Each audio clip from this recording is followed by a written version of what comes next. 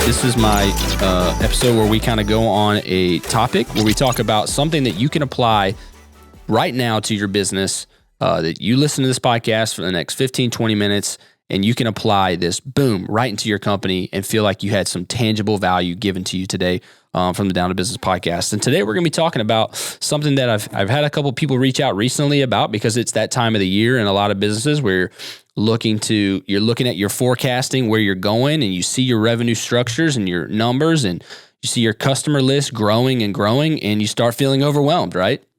As a business owner, it can become very overwhelming very quickly. And the reasons why for that normally rest in you wear 16 different hats, and you have, when people ask what's your job description, you say, I do office, I do hiring, I do invoicing, I do production. I mean, the list goes on and on. I do cleaning. Some of you listening right now are probably the cleaning staff for your facility or wherever you're renting or using space.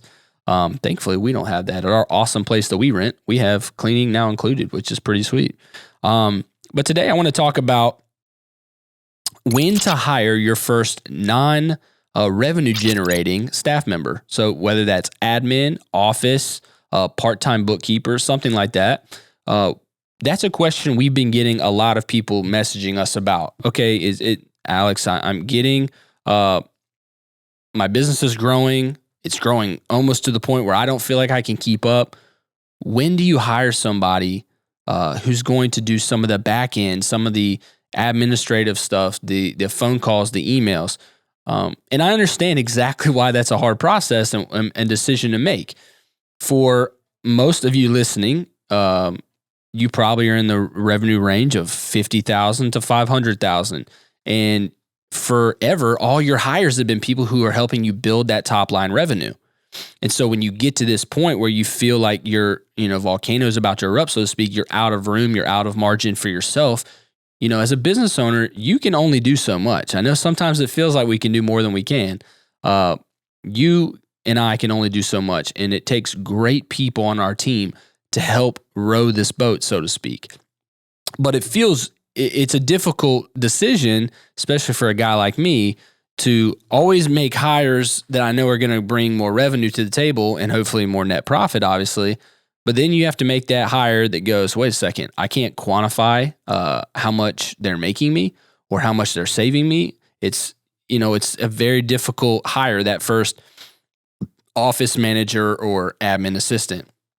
And at my landscape company, Trifecta, we have we have actually four. We have two managers and we have two office staff. And so I've had to do this a few times now. And so today, just want to talk about when, why, and what that role might look like. The first question, let's go with when. When do you hire that person? I think the answer can be a few things. The first one, you have to ask yourself a question before you say when, is do you feel like you're at a point where if you were able to give some of your tasks that you're doing to somebody who could do them, does it free up you to do more things that can create better revenue, better culture, things like that? Let me give you a good example.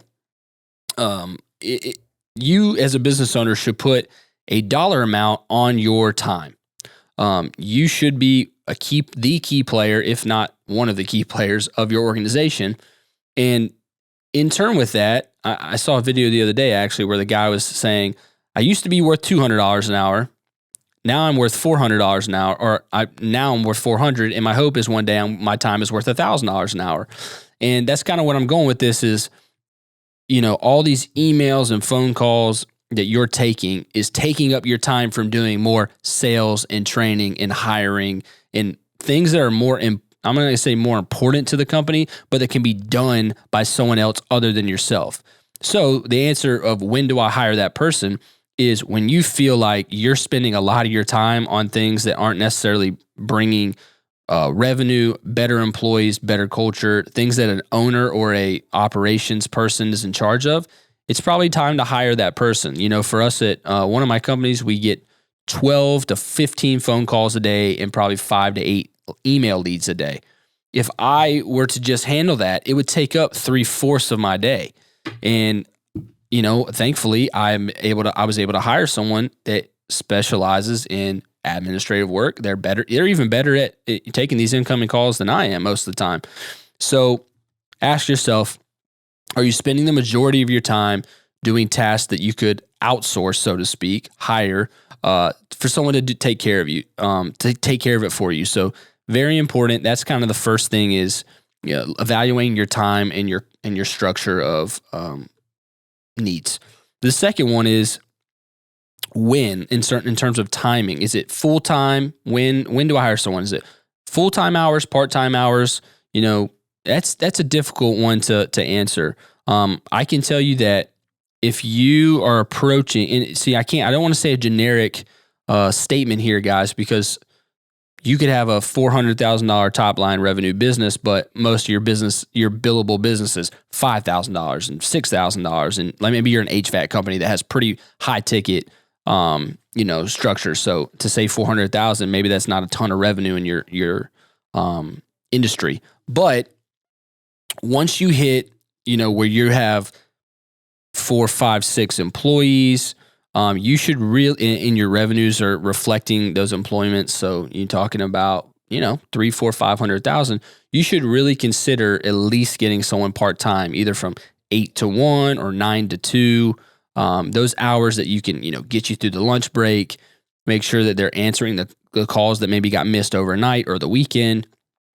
I would say that's a good generic rule of thumb is if your business is growing to multiple crews or multiple employees and doing several $100,000 or, few $100,000 in revenue, you should absolutely have a part-time admin person. One of the hardest things in business, and most of you are business owners listening, you probably know this, is to forecast and look at your growth potential. And this position, this admin position we're talking about, is really investing in growing your company more. Sure, you can absolutely not have an admin or an office manager. You absolutely can do that. You can do most of the tasks yourself. You know your business in and out. But the question is, are you just wanting to maintain your business and keep it this size? If so, you don't need to hire somebody.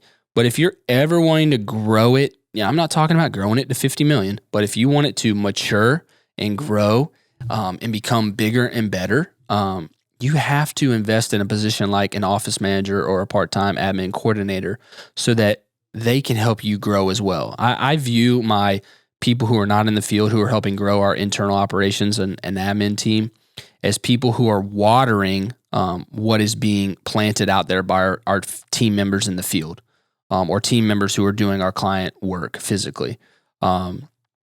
They may not be planting and they may not be, working the field, so to speak, but they are helping water and cultivate what's already becoming.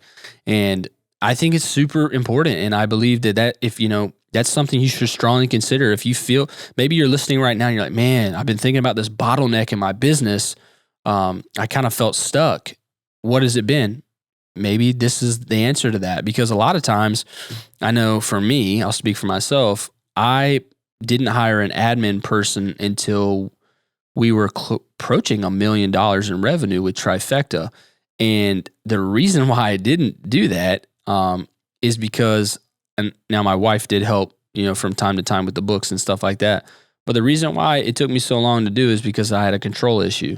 And I was nervous that someone else answering the phone is speaking on my behalf as the owner of the business.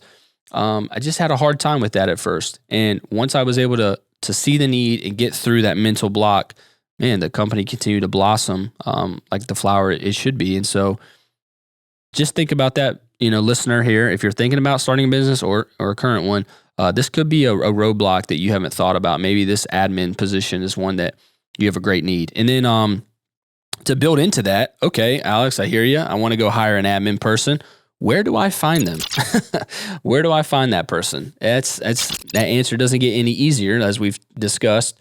For me, it depends on what position. I found we recently, about 3 months ago, hired a business administrator for one of my companies, and that person was from Facebook. I posted about a job opportunity. 3 or 4 different people tagged this person in the post, said you should interview this person. And I love that, and I'll get to that in a second. And then, hey, look out. They are one of the best hires we ever made. And a lot of people are skeptical of social media hiring. I hear that all the time. I'm here to tell you, I actually think it's beautiful, because if you have people who are willing to vouch for somebody on a post and it's multiple people, think about, that's really like an endorsement. That's a character reference to them. The 3 or 4, I'm probably approaching 5 or 6 actually, people I've hired via connectivity to social media have all been great hires for us. And I believe it's because I am able to go and message people who they're mutual friends with, or people who tag them, and ask them, hey, what's this person like? Rather than where Indeed or ZipRecruiter, I'm just reading a piece of paper and trying to make a judgment call, and then they get to put who their character reference is, and I have to call that person and trust that this isn't like their Uncle Johnny who's speaking for them on the back end. So I'm a big person on social media, but yeah, where do you find that person? And it could be social media, it could be the traditional things, Indeed, ZipRecruiter. We recently put out a sign at one of our businesses that's a little creative, and we've hired 2 people off that sign. So there are ways to do it. One way that, let's put an X factor thing, go to your local churches and say, hey, if you know any people who are looking for a great part-time office or admin role, here we go, give them a flyer. You'd be shocked at how many people are calling churches and using their pastors or their churches as a resource for help. That's a great place to find an office or administrative assistant role. Okay, where do you find them? When do you hire them? And what does their role look like? Let's wrap up with, okay, I've hired this person. What do they do for me?